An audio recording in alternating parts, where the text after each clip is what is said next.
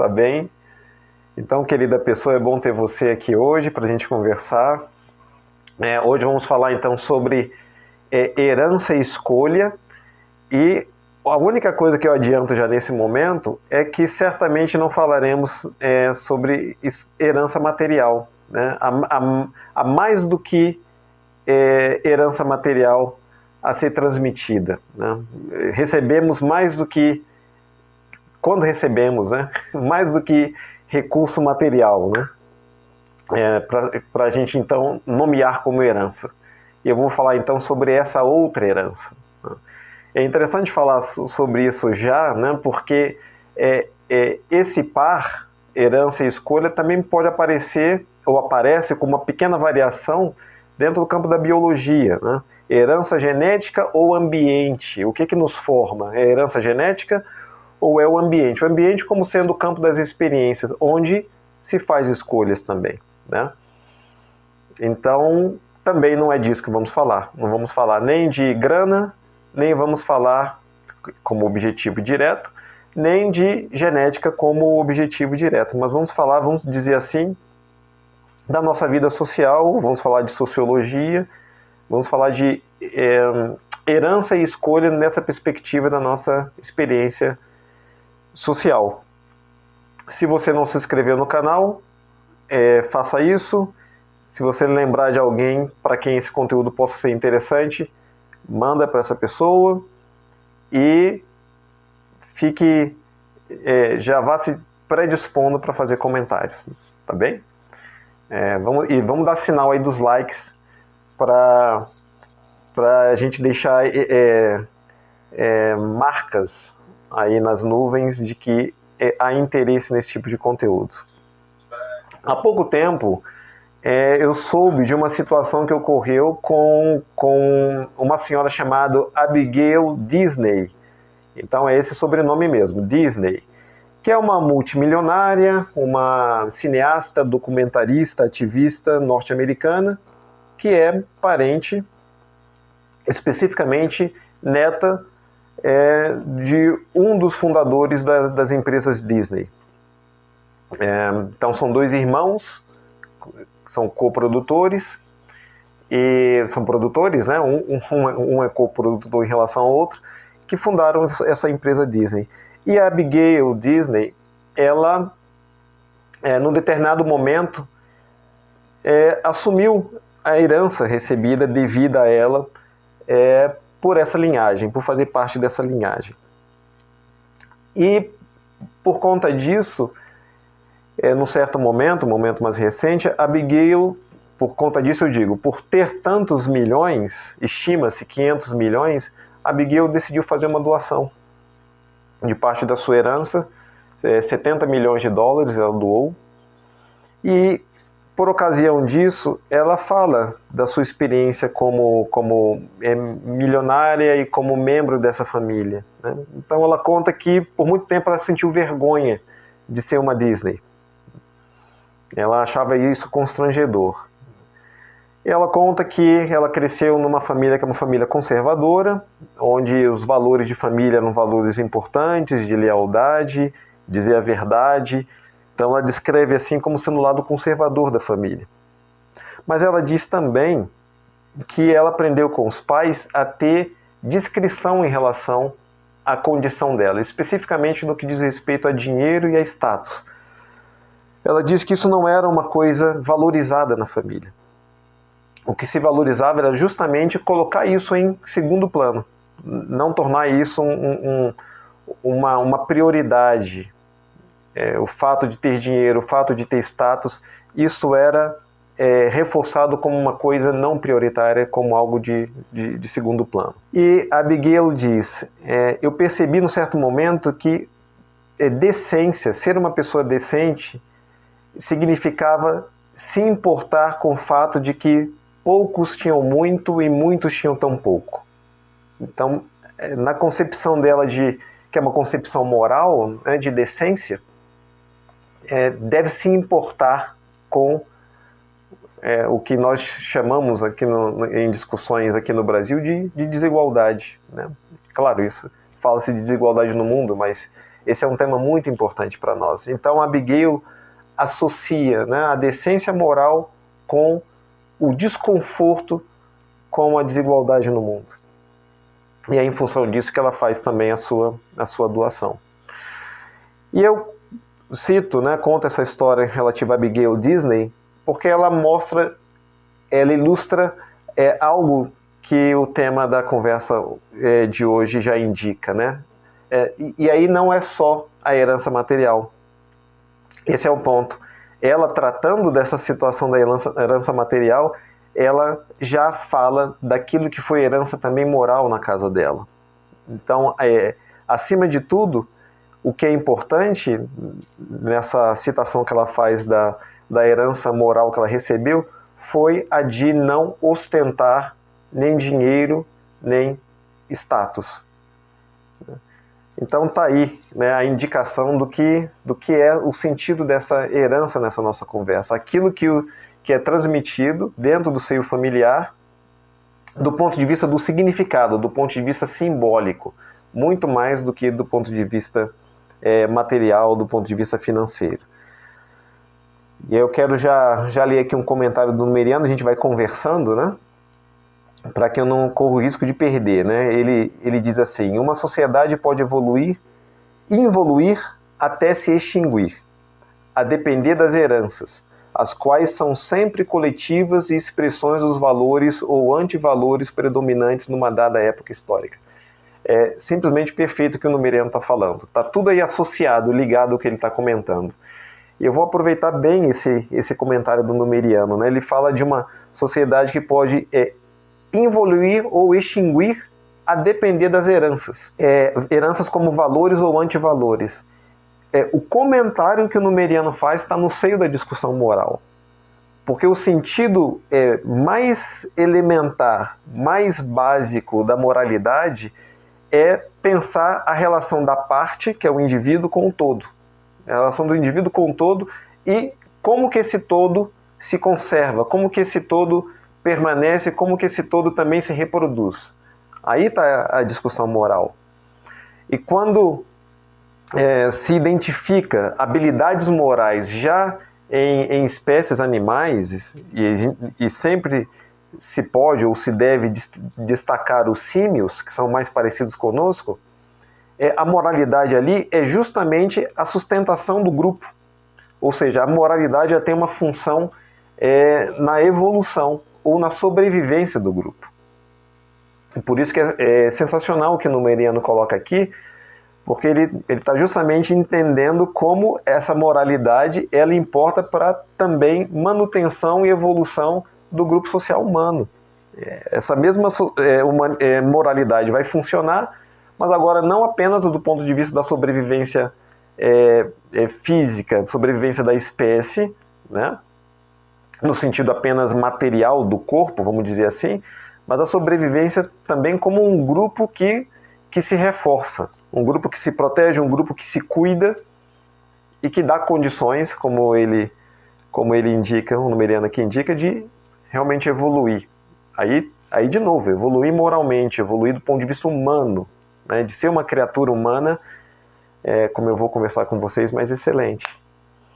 E é ótimo essa intervenção do Numeriano, porque ela me dá a oportunidade de dizer que o objetivo dessa comunicação, quando eu proponho a conversar sobre herança e escolha, é a gente perceber o quanto que a herança social ela pode ser justamente um obstáculo para nossas escolhas mais nobres ou para nossas escolhas de uma excelência moral. Esse é o grande ponto. É isso que eu quero mostrar para vocês, né? É como se fosse o problema da herança simbólica, o problema da herança dos valores, né? Quando que isso se torna um problema?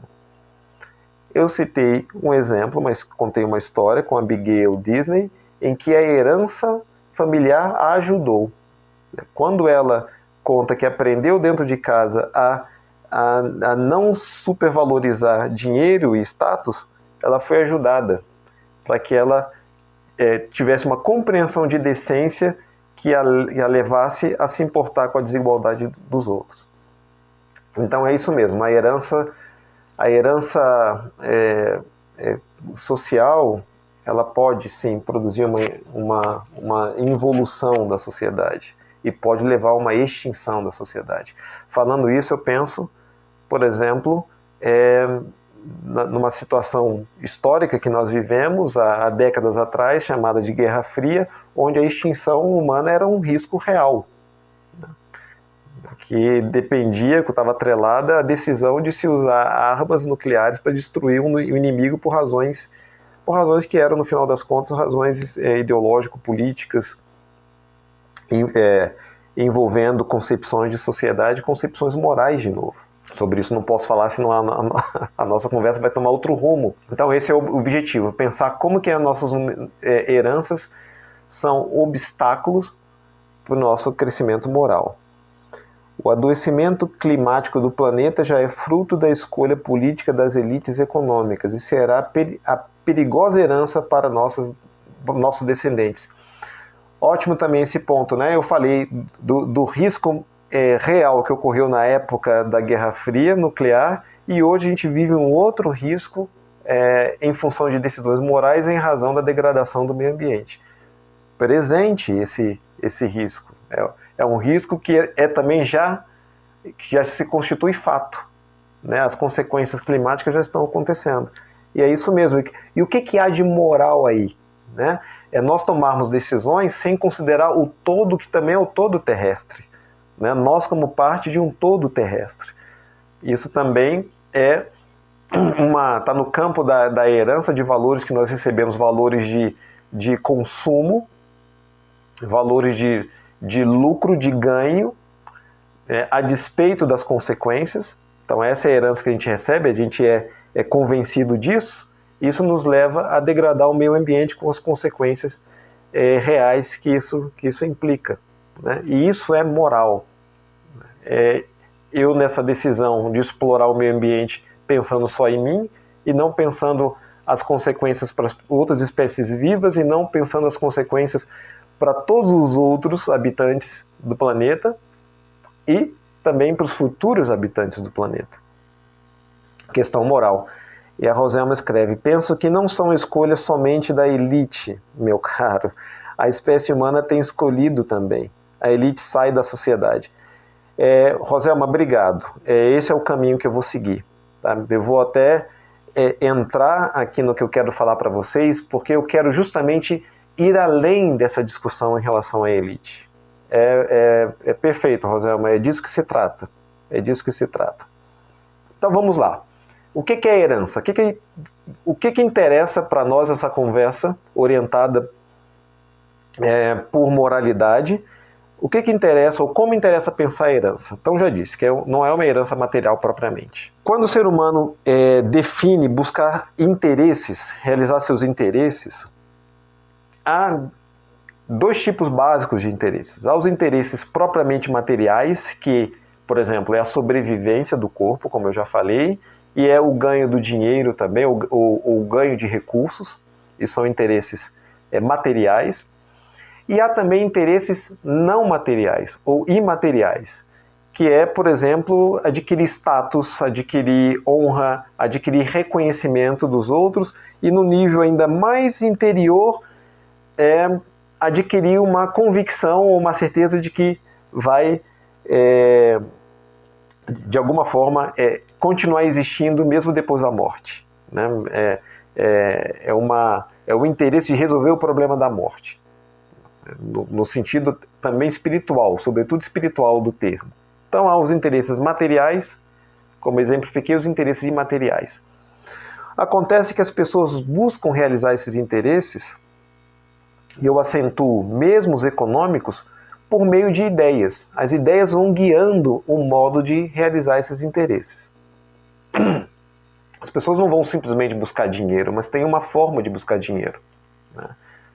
Ou é por meio de um emprego, ou é por meio de um empreendimento pessoal guiado por uma ideia de empreendedorismo, ou é buscar dinheiro até mesmo por meio do crime. Tudo isso vai envolver uma concepção valorativa, né? Concepções que muitas vezes são concepções também morais, né? Vai implicar essa relação do indivíduo com o todo. E no caso do reconhecimento do status, isso se torna ainda muito mais próximo de uma discussão moral propriamente, né? A pessoa quer um reconhecimento para ela ser aceita ou para ela pertencer a um grupo. Aí a relação parte-todo fica patente. E eu estou esclarecendo, né, que há ideias ou há valores ou há símbolos para guiar nossos interesses, porque quando eu quero falar de herança, eu quero falar de como esses valores, esses símbolos são transmitidos, justamente dentro de classes sociais. Então, quando se fala de classe social não é um conceito só referente a dinheiro, não é só referente a elemento material. Classe social engloba também um conjunto ou tipos de valores ou concepções morais também. Então, o que se aprende dentro de uma classe social? Dentro de uma classe social se aprende a pensar, se aprende a sentir e se aprende a agir. Então, há esse complexo de atitudes dentro de uma classe social, que são transmitidas dentro de uma classe social. Então, numa determinada família, eu estou aqui com uma imagem de uma família típica de classe média alta, os pais vão transmitindo para as crianças que estão ali dentro, e essas crianças estão prontas a receber esses conteúdos dos pais e receber, inclusive, essas impressões e aparência dos pais. É o que está mais próximo e é o canal mais intenso, porque é um canal afetivo. Então, os pais transmitem para essas crianças gosto, por exemplo, né? Então, explicam, não, tem que comer esse tipo de comida porque é o que é mais saudável. Então, eles vão apresentando um mundo que, no exemplo da comida que eu acabo de mencionar, é um campo tanto estético, né, onde produtos, determinado tipo de produtos de determinada qualidade aparecem na casa. É claro, tem aí uma possibilidade que a economia viabiliza. Mas isso é vivenciado pelo indivíduo como gosto. Isso é estética. E isso também, é claro, vai elaborando um padrão de saúde também.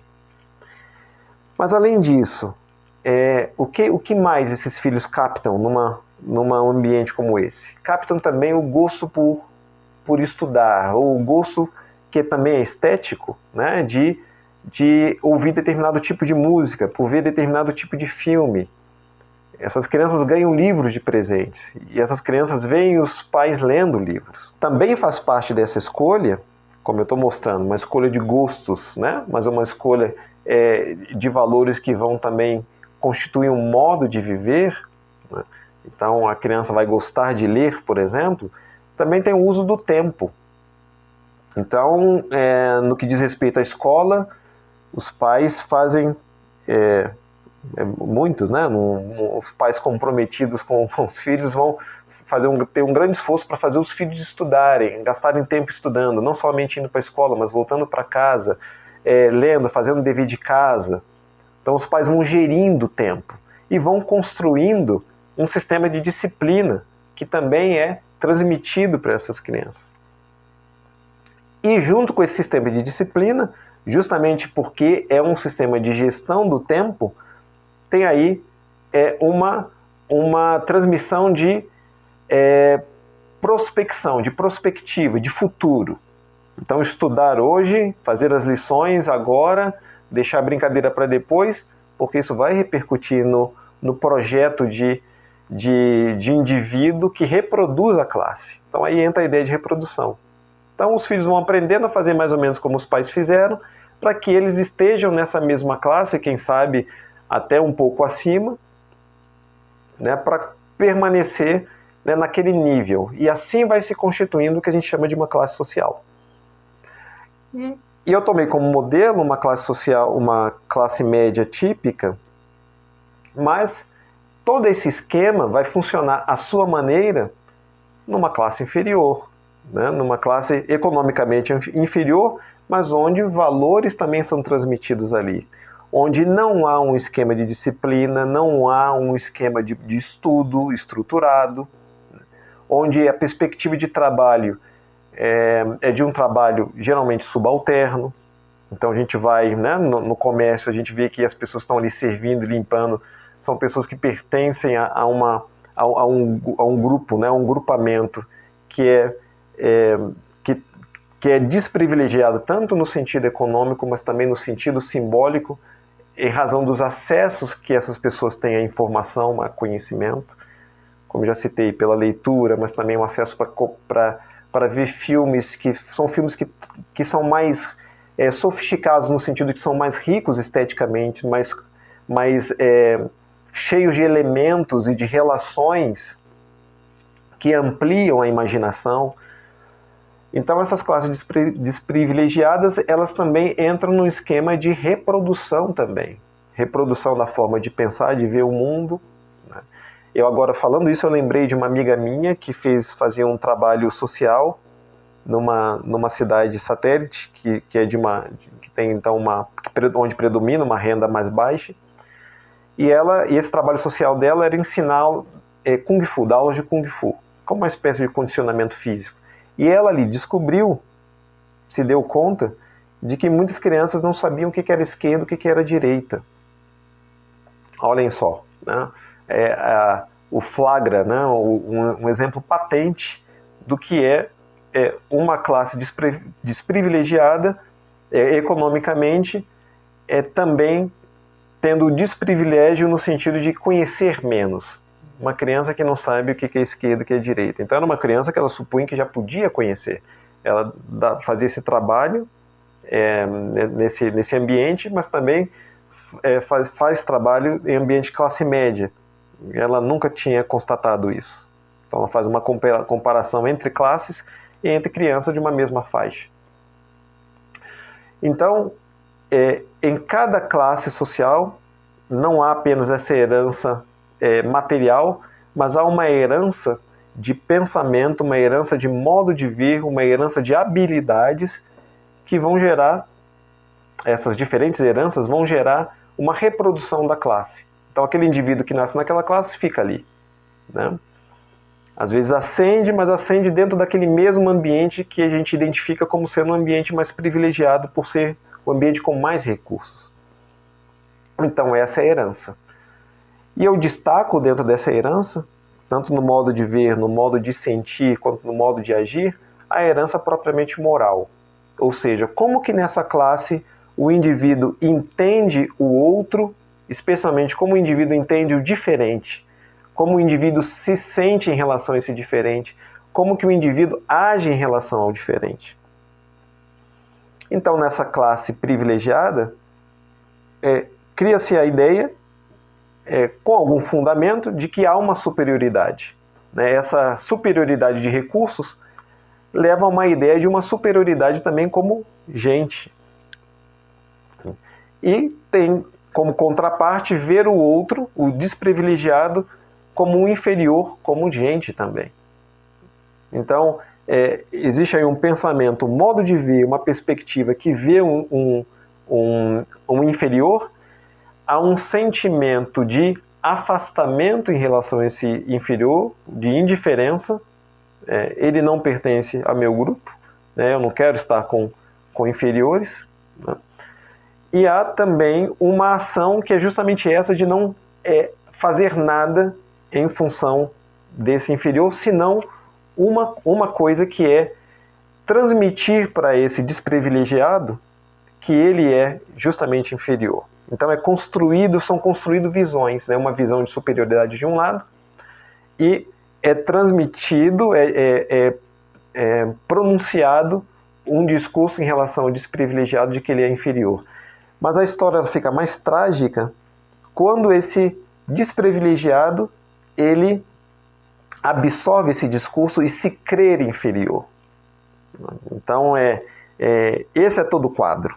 Esse é todo o quadro da herança, né? Então tem a herança que acontece numa classe que convence alguém de uma superioridade, e há uma herança numa classe de desprivilegiados sociais que os convencem também de uma inferioridade. Então é assim que eu quero explicar a herança que é uma herança moral, né? Que é um convencimento, uma espécie de uma ficção de que há um superior e de que há um inferior, né? Cada um acreditando na ficção e um outro, inclusive, acreditando na ficção que foi atribuída a ele. E qual é o impacto disso na escolha, né? Herança ou escolha é a nossa conversa. Qual é o impacto disso na escolha? Primeiro ponto óbvio é que muitos, então, não estão escolhendo nada. Muitos estão recebendo valor, estão recebendo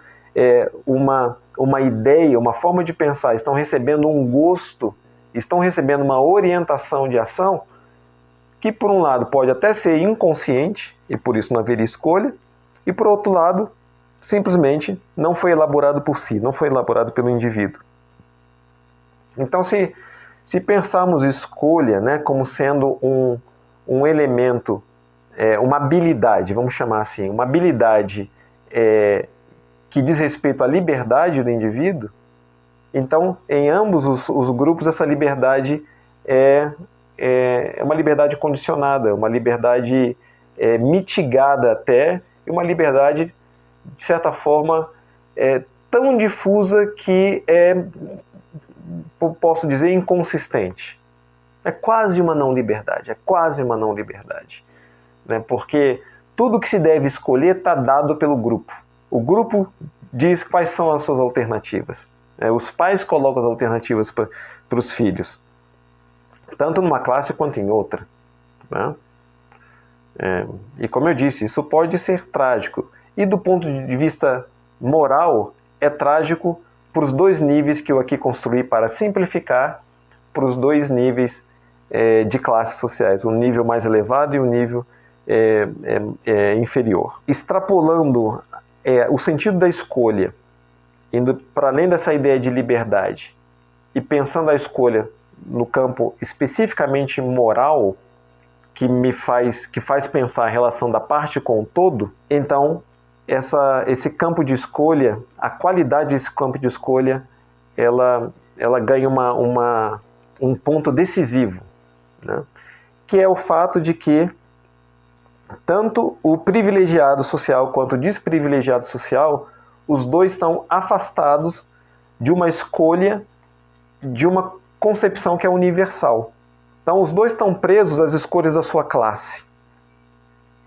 Então, essa escolha só é uma escolha livre quando se extrapola esse campo das classes e se enxerga o que há de universal que eu posso, então, escolher. Então, eu vou explicar o que é esse universal. A Roselma escreveu aqui, é um acreditar como se fosse natural, como DNA. É isso, Roselma. Então, o indivíduo cresce naquela classe social e para ele existe um mundo que é natural.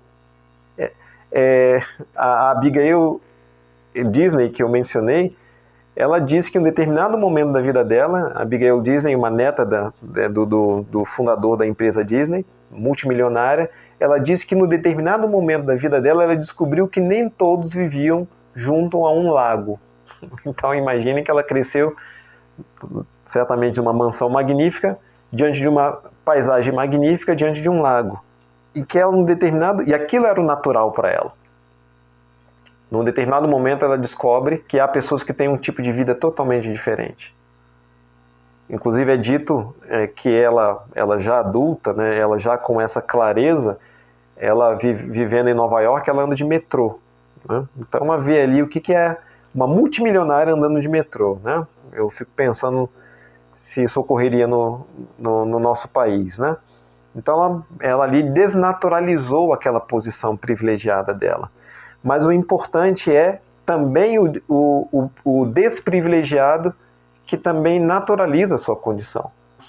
Eu desconheço, não tenho acesso à informação, vamos chamar isso de uma espécie de ignorância, vou continuar ignorante, isso é uma naturalização, né? Eu estou condenado a viver aqui, ou talvez o indivíduo nem pense assim, estou condenado, isto é a vida, né?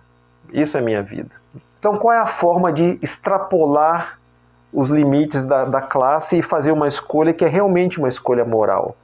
Qual é a forma de buscar uma melhor versão de si pela moralidade que seja realmente uma escolha? Então, primeiro passo eu disse que é identificando o universal. Aquilo que está para além da classe. A classe não é universal. A classe, os limites já estão indicados por esse grupo, por esse extrato social, por essa faixa da sociedade. Então isso não é universal, isso é particular. O que é universal? O que extrapola?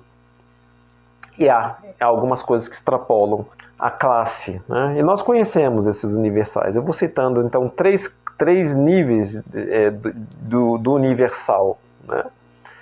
Então o primeiro nível do universal é o nível biológico. E eu sempre estarei aqui atento ao fenômeno moral, da moralidade, ou seja, daquilo que pensa a parte e o todo, na relação da parte com o todo, do indivíduo com a sociedade. O que eu tenho a ver com o outro? E especialmente, o que eu tenho a ver com o outro diferente de mim? Nós já falamos, né, já mencionei em algum momento, né, o aspecto da moralidade presente no problema da preservação ecológica do mundo.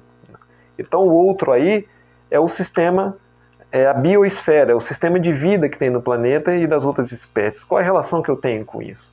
Então isso é uma discussão moral, né?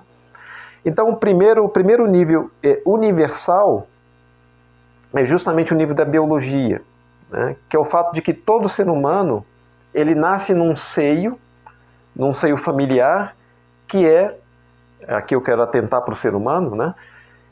Que é esse seio familiar um seio de mamíferos. Então todo ser humano nasce e só pode existir, só pode crescer dentro de um contexto de cuidados. E aí está o cultivo mais original e mais primário, mais primitivo da nossa moralidade. A gente aprende a cuidar e aprende a ser cuidado. E sendo cuidado, a gente aprende a cuidar também. Aprende a se importar com o outro, aprende a fazer acordos com o outro, justamente para construir entendimento e também lealdade para que o grupo possa sobreviver, depois para que o grupo possa evoluir. Então, a biologia já dá isso. A biologia já exige isso, já exige essa habilidade moral para que o grupo permaneça e cresça. Então, esse é o primeiro universal. É o universal viabilizado, instrumentalizado pela biologia. Esse é o primeiro universal. A biologia nos dá um universal moral. O segundo universal, ele já extrapola a biologia justamente partindo dela. Ele não extrapola ignorando a biologia.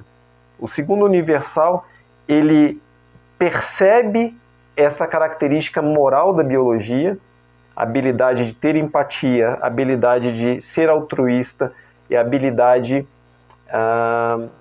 de reciprocidade, de solidariedade. Percebe isso, esse segundo universal percebe isso e torna isso um conteúdo consciente, torna isso um projeto de vida. Que universal é esse? Eu chamo esse universal de universal axial, me referindo à chamada era axial, que é o primeiro milênio antes de Cristo, quando sábios em diferentes lugares do mundo, na Índia, na China, no Oriente Médio, na Grécia, tiveram a compreensão do ser humano, né? Eles perceberam, intuíram essa ideia do ser humano como sendo uma espécie que faz a si mesma. E eu chamo a atenção que aí está um elemento de escolha. Então o ser humano é uma espécie que faz a si mesma. E o específico desse ser humano é agir conforme essa natureza moral de ter empatia, de ter autocrítica, de ter solidariedade, de ter altruísmo em relação ao outro e de ter capacidade de colaboração com o outro. Então há uma época que se estende em séculos dentro do primeiro milênio antes de Cristo, que é chamada de era axial, onde sábios chegam a essa concepção e por isso colocam um projeto humano. E esse projeto humano vige até hoje. E esse projeto humano ainda não se esgotou até hoje. Ainda é o projeto moral que está colocado para nós. Então esse é o projeto universal da era axial, quando se pensa o ser humano como sendo uma criatura moral com essa capacidade ética, vamos chamar assim, né? Com essa capacidade de cada indivíduo gerar uma melhor versão de si mesmo por meio da moralidade. Então isso é o universal axial. E acentuo, né, é um universal cultural, ele já é uma criação humana, mas insisto com as raízes na biologia. E chegamos ao terceiro universal, que eu vou chamar de universal iluminista. Pode ser tanto universal iluminista quanto universal secular, que ele também se materializa, ou se consubstancia, ou se firma na época do Iluminismo, especialmente com a Declaração Universal do Homem e do Cidadão, texto esse que é como que reeditado ou atualizado na Declaração Universal dos Direitos Humanos em 1948. Então temos um texto de 1789 e outro texto de 1948. E a base dessas duas cartas é a ideia da dignidade da pessoa. Dignidade da pessoa humana. Isso entra em nossa Constituição como sendo um dos fundamentos da República. Então esse é o terceiro universal. Então todos esses universais eles estão extrapolam a classe social, estão para além da classe social. E esses universais, né, e vamos condensar esse universal na ideia de dignidade da pessoa humana, uma ideia absolutamente moral, né, da pessoa humana, da pessoa que então aponta para o indivíduo e da pessoa humana que aponta para a humanidade dentro do indivíduo. Não diz respeito à espécie, mas diz respeito à espécie que cada um porta, né, que é a característica da humanidade em cada um de nós. Então vamos ficar, né, como sumo, ou síntese desses universais, universal biológico, axial e iluminista, vamos ficar com a ideia de dignidade da pessoa humana. Então, primeiro, esse universal então extrapola as classes, eu dizia, né? Em segundo lugar, esse universal, justamente por extrapolar as classes, ele é superior às classes e é superior ao que cada indivíduo pode pensar sobre si mesmo. Então, aquela classe de privilegiados que se vê como superior, eu já disse, isso é uma ficção. Essa superioridade é uma ficção. Ele não é um superior moral, né? Ele inventa isso, sente isso, mas não é. Justamente porque ele não considera esse valor da dignidade de qualquer pessoa humana. Esse é um aspecto, né? Eu estou usando essa síntese do universal, da dignidade da pessoa humana, para pensar que quando você nega a dignidade da pessoa humana para o outro diferente, você não está afirmando a sua própria dignidade dessa maneira. Pelo contrário, né? Porque essa dignidade é de todo ser humano. Então a negação do reconhecimento da dignidade do outro, ela repercute no próprio indivíduo. Ele arranha a própria dignidade que ele tem, porque ele não age conforme a posição digna humana, que é atribuir essa dignidade para os outros. É isso que o faz digno também. Esse é o jogo dialético que há nessa noção de dignidade da pessoa humana. Esse universal também diz para o desprivilegiado social: olha, você se sente indigno e você também se sente indigno porque isso é dito para você. Você foi convencido dessa indignidade. Então isso também é uma ficção. Isso também está errado, né? Porque todo ser humano é digno. Esse universal foi elaborado e diz que todo ser humano é digno. E eu disse agora, né, esse universal foi elaborado. A humanidade, ao longo dos séculos, fez esse acordo. Por isso que essas duas declarações são muito importantes. Não se trata da moralidade que está lá na biologia, às vezes inconsciente até, também. Não se trata da moralidade da era axial que foi desenvolvida por esses sábios associado a sistemas filosóficos ou religiosos. Não se restringe a isso também, ainda que eles tenham pensado para toda a humanidade. mas se trata do universal, da dignidade da pessoa humana, que foi acordado coletivamente pela sociedade. Então, na situação iluminista, isso foi um acordo, né, primeiramente delimitado na França, né, mas eles propalaram isso para toda espécie humana, e isso foi sendo absorvido por outras sociedades também, né? Por isso que em 1948, após as atrocidades da Segunda Guerra Mundial, isso é afirmado, e aí pronto.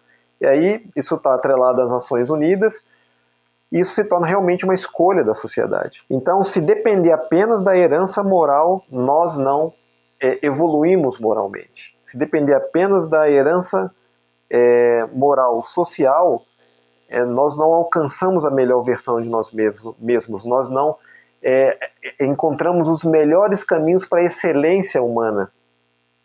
A gente precisa olhar para o universal moral, né? Ou para os conteúdos de universais sobre a moralidade, para a gente encontrar essa excelência que vai nos permitir nos tornar a melhor versão de nós mesmos e assim contribuir para o mundo conforme uma ideia do que é realmente humano, do que é realmente a humanidade. Então a herança moral, social, da classe, ela é pouco para um projeto de excelência moral humana, é pouco para um projeto de buscar uma melhor versão de nós mesmos. Porque essa melhor versão de nós mesmos é a versão de nos tornar mais humanos. E a versão que nos torna mais humanos é a versão desse projeto humano, desse projeto universal. Não é uma versão que eu penso por mim mesmo. É uma versão que foi elaborada ao longo de séculos. E eu quero concluir, para depois ouvir vocês, ler mais o comentário de vocês, citando uma ideia uma declaração que é de Martin Luther King, que ele então elabora naquele contexto de luta pelos direitos civis dos negros nos Estados Unidos. E ele diz assim: lembre que os inimigos racistas que o perseguem são seres humanos danificados. Você tem o poder de libertá-los de suas almas problemáticas. Você, seguindo o caminho do amor, está lhes dando a oportunidade para que se tornem humanos. Olha que beleza isso, né? Esse é o ponto. Quando a gente vai para uma discussão moral, não se trata mais de uma discussão só de justiça social, de desigualdade social. Quando a gente vai para uma discussão moral, levando as últimas consequências dessa discussão moral, a gente descobre que todos têm déficit. Todos têm déficit. E aquele que oprime, que domina, que rouba ou que nega aos outros o reconhecimento da humanidade, da dignidade da pessoa humana, esses estão mais danificados ainda. Né? Até porque eles têm muitos recursos, mas com esses recursos eles suprimem a possibilidade dos recursos dos outros. Então eles se degradam do ponto de vista moral muito mais ainda do que aquele que é oprimido ou dominado socialmente. E Martin Luther King nos lembra, é preciso uma visão moral muito mais ampla, mais universal, como eu quero dizer, porque há um projeto moral em jogo que o dominador, ele mesmo, está perdido nesse projeto moral. Né? E esse grupo, essa classe desprivilegiada, ela pode lembrar a todos disso, né? De que nós temos que alcançar, né, uma excelência moral. Então é isso que eu queria mostrar para vocês, como que a herança de classe ela é obstáculo em quaisquer níveis sociais para o alcance dessa excelência moral, para que cada um de nós faça essa melhor versão de si mesmo como um ser humano. Cada um vai encontrar no seu grupamento social, na sua classe social, os obstáculos para isso. Né? Inclusive, a ilusão de que já se resolveu moralmente, porque, por exemplo, tem uma solidariedade com aquele que é oprimido. Né? Então, não. Né? Esse projeto humano é um projeto muito elevado, e ele precisa ser muito elevado, porque se esse nível não for alto, aí sim a gente não alcança mesmo nada, né? Por isso que é difícil, né? A gente está sempre lutando para a gente manter uma possibilidade de acordo social, uma possibilidade de colaboração, né? E por isso esse padrão ele precisa ser um padrão humano, né? Conforme o universal biológico indica, conforme o universal axial já colocou, já definiu, e conforme o universal iluminista ou secular estabeleceu em texto como uma declaração, como um acordo que a humanidade fez. Então resta aos indivíduos humanos todos acreditarem e percorrerem essa excelência moral. Vamos aqui ler o que o Numeriano escreveu. Há de fato um fator biológico, mas a era iluminista demonstrou que, como síntese dialética evolucionária, a pulsão de morte dos que herdaram poder político e econômico impõe a decadência. Tá certinho, Numeriano, e por isso nós falamos até da Guerra Fria e o risco disso tudo acabar, né? Quando o Numeriano menciona a pulsão de morte, isso é importante, né? Inclusive uma concepção psicanalítica, é importante a gente considerar essa menção que o Numeriano faz, justamente para entender que o ser humano é essa dialética de pulsão de morte e pulsão de vida, de egoísmo e de altruísmo, de competição e de colaboração. E que a gente precisa de trabalhar para reforçar altruísmo, para reforçar colaboração, para reforçar a pulsão de vida para a sociedade se sustentar. E como disse o Martin Luther King, ou indica o Martin Luther King, e o amor é uma força, portanto. O amor é uma força para que essa luta seja feita, para que aqueles que conduzem essa pulsão de morte não possam vencer. Né? Para que possa haver um aprendizado social coletivo relativo à pulsão de vida, relativo à colaboração, etc. Que aquele que é superior, isso é um discurso, gente. Não é superior coisa nenhuma. Sempre quando nós fizermos essa crítica social, a gente tem que perceber que essa ideia de superioridade ela é material e ela é fictícia. Alguém que está apenas alegando essa superioridade. Do ponto de vista material, ela não existe. Né? O Numeriano tinha escrito ainda: imaginam, esses que portam a pulsão de morte, a dominação, etc., imaginam que essa decadência da civilização não vai atingi-los. Claro, esse é o grande erro deles, é o grande engano deles. Eles se pensam tão distintos, tão isolados, que vão ficar livres, vão estar incólumes às consequências de uma degradação total. É o engano. Para se perceber como que esse aprendizado moral ele é importante, porque ele ensina a pensar a relação com o todo e como que esse todo repercute na parte. A Rita escreve: achei muito confortador, Rony, pensar que sou parte disso, que essa herança universal é minha herança também. Sem dúvida, sem dúvida. Isso é muito importante mesmo, porque isso empodera cada um de nós. Né? Entender que o valor da dignidade da pessoa, ele está dentro de nós. Né? E que ninguém tira isso. E é importante ter consciência disso para ativar e para otimizar essa moralidade em nós. Né? Quando a gente fala essa moralidade, esse é o aspecto bom nosso. O que tem de outro lado, a não moralidade é o egoísmo, é cada um por si. Mas isso é um aspecto que o ser humano tem. Não é toda a história sobre o ser humano, muito menos não é toda a história sobre a espécie humana e a história humana. A espécie humana e a história humana também é uma história de colaboração, de altruísmo, de solidariedade, de acordo e de evolução nesse sentido. Dá esperança de que estamos indo devagarinho e juntos rumo à melhor versão de nós mesmos. Legal, Rita, você mesma colocar essa expressão. E é isso mesmo, é indo devagarinho e juntos, porque há as forças contrárias. Por isso devagarinho. E o juntos, porque isso está em nós, essa capacidade está em nós, e a gente pode se reunir, a gente pode se ajudar, como por exemplo nessa manhã, para que a gente se fortaleça nesse rumo. Né? E aí o pouco que nós fizermos nesse rumo, para essa melhor versão de nós mesmos, isso vai repercutir no todo também. Né? Então isso é se quiser, isso é um idealismo, isso é um projeto que ele precisa ser reforçado e precisa ser perseguido. Como disse o Numeriano, hoje a gente corre um risco na nossa existência em relação da condição do planeta.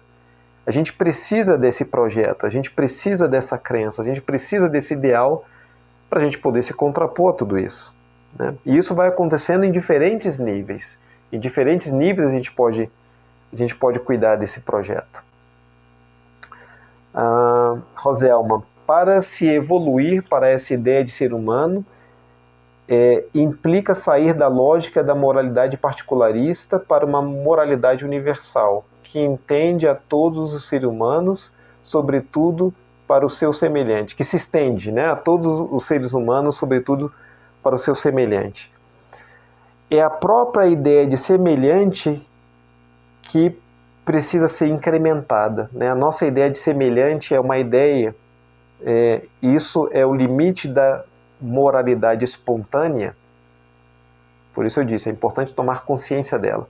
A moralidade espontânea, que é a moralidade biológica, ela quando é trabalhada na cultura, ela fica no limite do semelhante. O semelhante só é aquele que participa do mesmo grupo, que faz parte do mesmo grupo.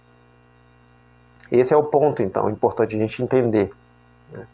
Que a moralidade, se ela for espontânea, ela para no limite do semelhante.